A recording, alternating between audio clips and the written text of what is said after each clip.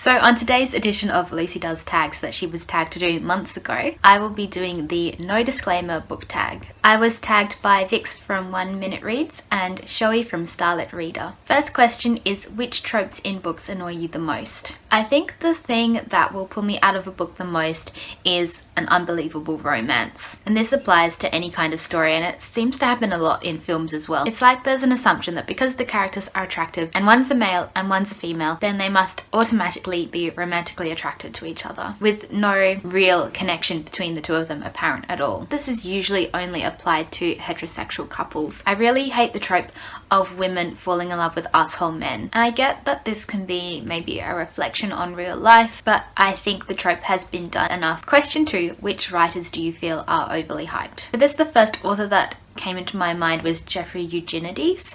I've read 2 out of the 3 of his, I guess, well-known novels. I'm not sure if he's written any other novels apart from the 3 I'm thinking of. So I've read The Virgin Suicides and The Marriage Plot. I haven't given Middlesex a go just because I didn't really enjoy the other 2. I can definitely see why people really like him, and his writing is definitely incredibly talented. For me personally, I found the stories just underwhelming, really. I didn't feel like the ideas in them presented anything particularly new or interesting. Another author I find a bit overhyped is Zadie Smith, which is a shame because I absolutely love White Teeth, her first novel, and I haven't found any of her other novels grip me nearly as much, and a couple of them I couldn't finish. I didn't find any reasons to care about the characters or the things that were happening to them, despite there being a lot of interesting ideas around race in London particularly. Question 3, what are your least favourite books that you've read since joining BookTube? So I took this question to mean books that I heard about because of being on BookTube and probably wouldn't have picked up or known about them otherwise. Firstly, The Power by Naomi Alderman. This unfortunately didn't live up to the hype for me, and I found it quite a struggle to get through. I mainly found the writing and the characters really clunky,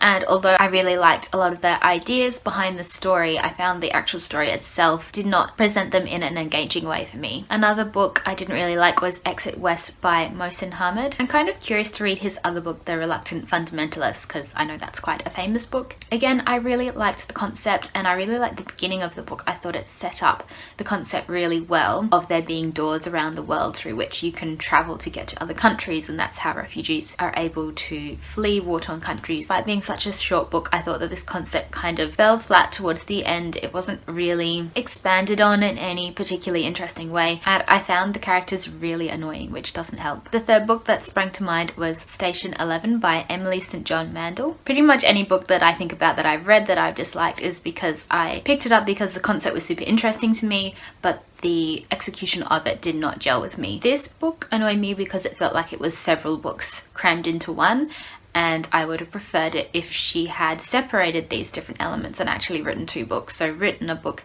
about this apocalyptic world where most of the world's population has died out due to a disease, and then the present day chapters that were talking about some of the characters' lives before the apocalypse happens. I didn't think these 2 parts gelled really well, and actually I weirdly enjoyed the present day scenes more than I did the apocalypse one. Question 4 is a terrible ending that ruined an otherwise good book. But the book I'm thinking of doesn't have a terrible ending, but it was not the ending that I wanted.